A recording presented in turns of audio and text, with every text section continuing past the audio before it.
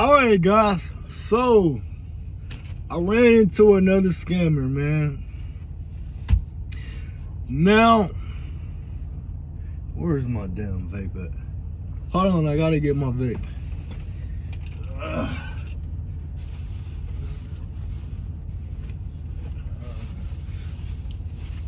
All right, I got my vape. Now let's finish up the story. So I ran into a scammer again, guys. Now, obviously, if you've been following me this whole time, a lot of people have been following me this whole time, and you would kind of know that my story is weird. It's weird, and it gets with her a lot of the times. But it's blessings in it as well, right? So I didn't tell you guys this, but your boy had some pressure. He had some pressure that was applied.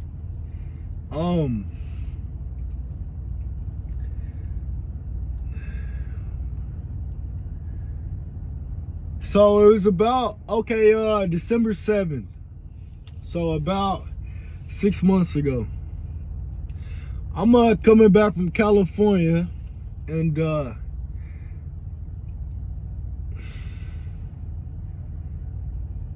I'm driving in Amarillo, and I'm headed to the gym, right? So I pull over, I'm pulling into the turning lane, and it's a quick light where I was at. So by the time I got there, and I just crossed the line, I was creeping, and the light turned red, right? So I'm halfway turned, but the light turned red, and this car is already ready to come, right? So then I'm like, okay, let me just back up, because it's going to take more time for me to turn than it would take for those cars to go, right? So I look in my review mirrors, make sure ain't nobody behind me. I back up, right? So I get back straight. Good. All right, at this time, a car pulls behind me. And this is how I know he was a scammer, because he pulled up right up on me, right? No, you're going to see later on. So the light is red still, right? And the cars are, it's cleared out now where I can still make that turn on red, right? So if you know, in a semi, it's gonna roll back a little bit before it goes, right? So I started to go, and then some more cars are coming, so I was like, okay, let me stop. So when I rolled back that time, my trailer touched the bumper of probably like a 2008 Mazda, right? Like a little bitty car, right? And this how you know it. Wait, I'm gonna keep going. So then I stop again, and this car's still going. I'm still at a red light. I look over, and I see a guy already in that short amount of time, in the span of 10 to 15 seconds. He's out looking at my wheel and on the phone already, right? So I'm looking, I'm like, what is this guy doing? So I look back again, he's still there, and I'm like, roll down the window, and he's looking at me through the mirror, right? So then I'm like, what are you doing? He's like, you ran into you hit me. So I said, okay, that's fine, follow me. Just follow me, we'll go. And he's already on the phone with 911 at this point, right? In a point of 10 to 15 seconds, right? So he's already having it in his mind before he even lets me know that he's gonna call and make a report. And it's a Mexican guy, and I love Mexicans, don't get me wrong. I grew up with Mexicans, and you know what I mean? This dude was a scammer, right? So then we pull over, and he's off the phone at that point. I'm like, hey, what's going on? He's like, you ran into me.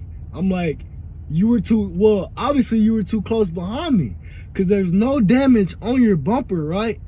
Now, if I'm backing up even at 5 miles per hour, and you back into a little car, bro, it's gonna tear the whole damn thing up, right? It's gonna tear up the whole front end of that car, no matter what, because I'm so big and his car is so small. So I'm like, bruh, you were too close behind me. I mean, when I rolled back, I may have tapped it, but there's no, you know, I saw when I backed up. So I know you weren't there. You know what I mean? And so then he's like, well, he's like, no, you hit me. You hit me. I'm like, well, you were too close. At this point, you know what I'm saying? So now I'm like, oh, okay, I see what you was doing. So I'm like, so why would you not just let me know before you called the cops? If it was an issue like that fast, like I touched you, and at that very moment, you called the cops, right? So you were trying to make a report right away, right? So I'm like, okay, damn. I'm like, okay, now I see what's going on. I'm like, well, all right, so the cops come and then they get his story and he gets mine. I'm like, man, look, I was looking in the mirrors. I saw him, you know, whenever I backed up, I could see everything behind me because I was at an angle so I could see behind my trailer where I was going, right? So when I stopped again is when he pulled up, and he pulled up right up on my bumper because I was inching forward like I was going to turn. Well, I mean, I'm right at the light and it's clear, so obviously you think I'm going to make that right turn, right? So then once I rolled back, you know, because it only rolls back like half an inch, I touched his bumper and I stopped again, and that probably pissed him off at that point too. So then, you know, at that point I'm stopped, and then, you know, I'm looking, and then I wait for the light to turn green, and then at that point is when I see him hop out, and then, you know, and the light's not even green at this point. So, okay, so then the cops like, okay, well, you know, and me and him were arguing back and forth, and I'm telling him it's your fault. You were too close behind me. There's no way I backed into your bumper because it would have tore your whole damn front end up. So I took pictures of the whole thing and everything. No damage on this guy's bumper from a semi-trailer backing into a 2008 Mazda. Come on, man, just be realistic about it. You know what I mean? So anyway, I'm like, okay, well, if I had this accident, one, the company I'm at probably is going to let me go. Two, I'm not going to be able to come back because in 3 years, this would be 3 accidents. Only one of them was my fault. And that's because my first day driving solo, I was turning to back into a spot, and my mirror hit the back of somebody else's semi-trailer. He didn't even want to make a report on it, but I chose to. So that was the only one that should have been on my report, right? But this would have made 3. So I'm like, okay, so they're probably gonna let me go because you can't have any more than 3 and be with the company that I'm at, right? So I'm like, damn, that's fucked up. You know what I'm saying? I mean, that's messed up for kids that are maybe watching this. And so then me and him arguing back and forth. The cop's like, you know what? Look, y'all arguing back and forth is not going to get anything solved. You know what I mean?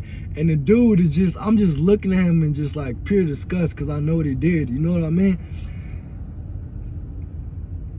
So then I'm just like, okay, you know what I mean? Just, it's done at this point. Let's, you know, make sure we call, let safety know and all that good stuff, and then see how we handle it, right? So then I called safety, and safety's like, dude, he's like, well, we didn't have cameras in the back, but I only have cameras on the front of the truck. And he's like, well, even if you roll back a little bit, it's still going to be your fault because the truck rolled back before it goes, right? But I'm like, but that means that he was too close to me. He's like, yeah, but it's still going to be your fault. So I'm like, so does that mean that I'm not going to be able to work with the company anymore? He's like, you know what I mean, let me, you know, we'll get back, we'll watch the video and everything, and then I'll talk to him later on, and he's like, well, you know, it's not going to be an issue where it's going to affect you working here, but if you have any more accidents, then we're going to have to terminate the contract, right? So I'm like, dang, like, okay, well, what can I do about that, right? So then, I'm sorry, that moment, when I relive those moments, it really just, like, irritates my soul in a way, not because of him, just because of the whole way that the situation came up and me knowing what it was. So then, I'm telling my safety guy, like, he was a scammer, you know what I mean? Like, he was a scammer, that's what it was, you know what I mean? So I'm like, okay. So then I talked to the lady, the insurance lady calls me, and she's like, well, you know, Woody third is probably gonna be your fault, because I'm like, damn, like, what? This is crazy. Like, now y'all both telling me it's my fault when I'm knowing that it's not my fault. You know what I mean? So She's like, well, if you have any more questions, call safety. I'm like, okay. So this past 6 months, I've been driving knowing that was looming. You know what I mean? Something might be coming of that. So then I called him yesterday and I was like, man, I think I'm finally ready to deal with it. You know what I mean? So let me call him. So I call him and he's like, I'm like, hey man, I just want to kind of check and see what happened with that, because me knowing what happened with Stevens, when I was working with Stevens, and then they were like, you know, you had an issue, you had an accident after I left, and I went to another place, and then like ended up being I didn't have an accident, so they cleared off my record. So that's one time something that never happens, right? They never clear your record once it's on your DAC report, right? So that's one time that happened, and it was cleared. So that's crazy already. After everybody told me, safety, jobs, everything told me, when accidents are on there, man, they don't take them off. That's one time it happened, all right? So I'm like, 2 times. No, I'm not even thinking of 2 times in my head at this point yesterday. So then I call him and I'm like, you know, I just kind of wanted to see, you know, what was going on. And I reminded him of the situation, and we figured out what the day was. He pulled it up. And at first he was like, yeah, I mean, if that's what happened, then it's your at fault. You know what I mean? So I'm like, but he was too close to me. There is nothing I can do about that. You know what I mean? So then he pulls up the record. He's like, oh, okay. No, we closed it out. Like, it's not going to affect your DAC report. I'm like, it's not going to affect my DAC report. So it's not on my record. He's like, no, it's not on your record. It's not going to affect your DAC report. Like, so we just closed it out. I was like, what? That's 2 times, bruh. That's 2 times. Not to mention, now it's almost been 3 years. So my records have to be clear of any accidents, period. And, you know what I mean? Like, if I wanted to upgrade, I can upgrade right now at this point, or I can go a lot more places that I wouldn't have been able to go right now. So, man, that stuff is crazy, man. So, like, I wanted to share a little story with you guys. So, man, that just let me know to be even more cautious, because there are scammers out here.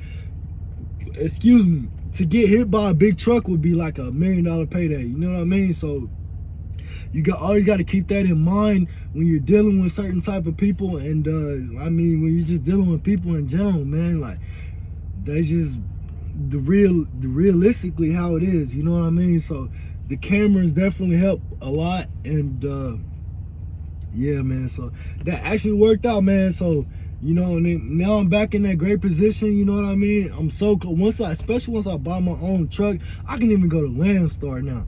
You know what I mean? Once I get my own truck, once I own my truck, I can go to Landstar. And them boys over there making $10,000 net a week. You know what I mean? So that's very realistic at this point. And I'm almost there, man. I'm almost to my goal. So just keep grinding. I came a long way, man. And still a long way to go, you know what I mean? Because I'm not retired, and I'm not a multi-dollar millionaire, and I don't have a business, and I'm not making passive income. So it's still a long way to go. We're still in the beginning stages, but just learning life lessons along the way, man. So y'all boys out there, y'all starting and all that good stuff, man, keep grinding and just keep your eyes on the road, man, and make sure you're looking in the mirrors. And then I still get out and look. Even I'm over 2 years in the business now, and I still get out and look, you know what I mean? So it's all right to do that too as well, man. So yeah, man, so y'all keep grinding out there, stay on your pivot, especially in these trucks, and know that you're $1 million accident waiting, you know what I mean? God forbid, waiting to happen, you know what I mean? So just make sure you're being smart about the moves that you make and things that you do. And man, let's keep grinding out here, keep moving, man.